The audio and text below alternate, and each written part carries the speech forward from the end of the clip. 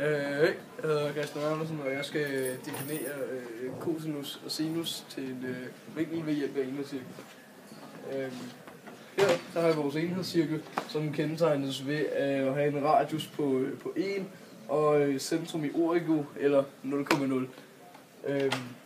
Efter vi tager vores enhedscirkel, så tegner vi her en tilfældig vinkel. Jeg har så valgt 35 grader, og så en linje ud til enhedscirklen.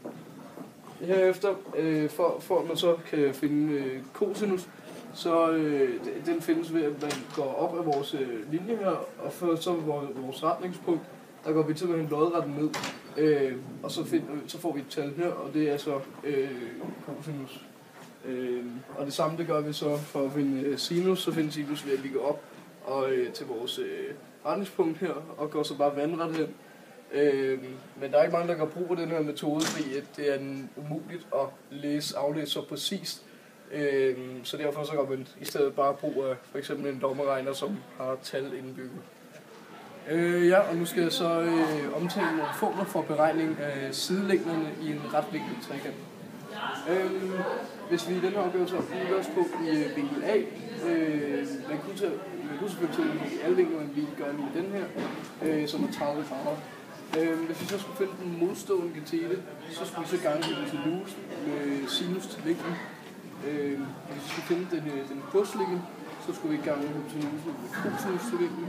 Og hvis vi så ville finde hypotenusen her, som er UC, så skulle vi tage den godsliggende og gange den med tangens til vinklen.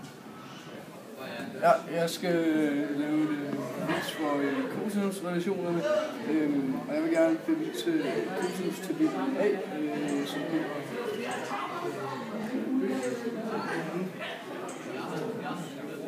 C minus A.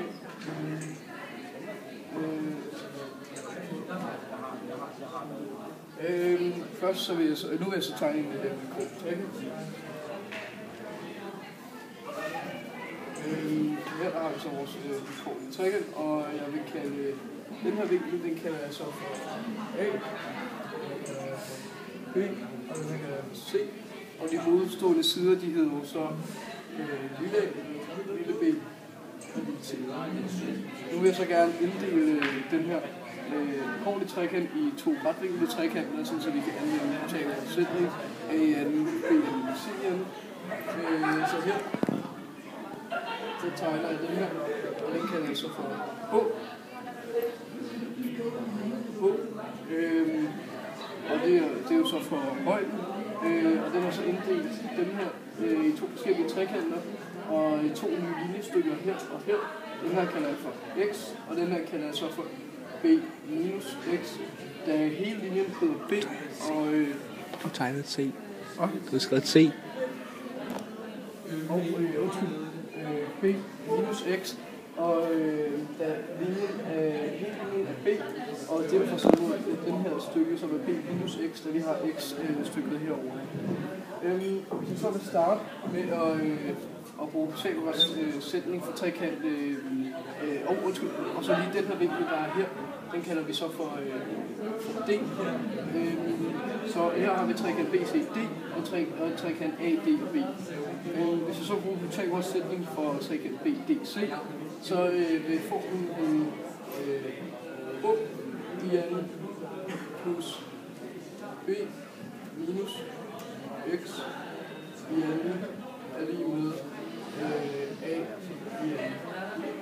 Så ophæver vi så parentesen her, sådan så lige med hedder H i anden plus B i anden minus 2 bx plus x i anden lige med A i anden.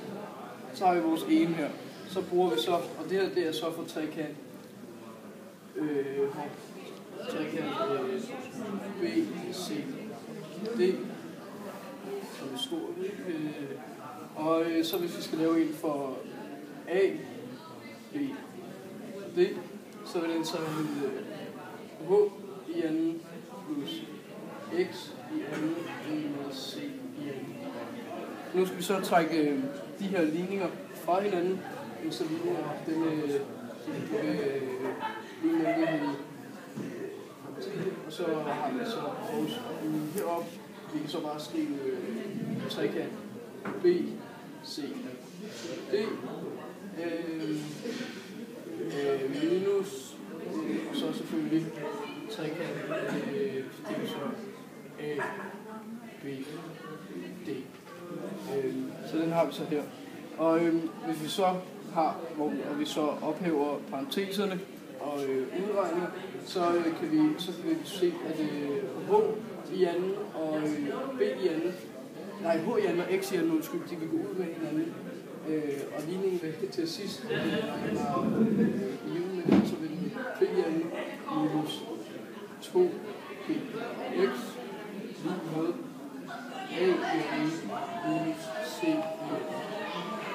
Det er det, vi har tilbage her nu. Nu vil jeg så isolere X, for nu har vi en helt ny ligning her, og hvis vi så skal isolere, så skal vi selvfølgelig huske, at fortegnene de ændrer sig. Og vi vil gerne have X på den ene side, og de hele normale tal på den anden side. Så lige nu vil vi B i anden plus C i anden minus A i anden er lige med 2x, og vi har x herovre, og vi kan tage herovre. Og nu kan vi så benytte vores regel for cosinus i en retvinkel trekant. Den er jo så cosinus til vinkel A lige med her.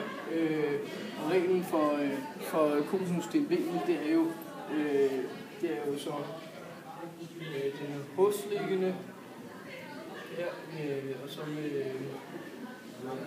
tusen. Det skal jeg bare bygge i stedet for. Og hvis jeg så gerne vil isolere x igen, så ganger jeg så med c. Så det vil sige, hvis jeg skriver x lige med c gange cosinus. Du skal plus. Og det skal være cosinus til vinkel A. Så har vi den, og så kan vi så indsætte vores ligning fra tidligere. Den indsætter vi så, den vi fik resultatet af her før. Så nu kan vi så indsætte ligningen, så den vil 2 x, nej, 2b gange med c gange med a, og det er så b i anden plus c i anden lige med a i anden.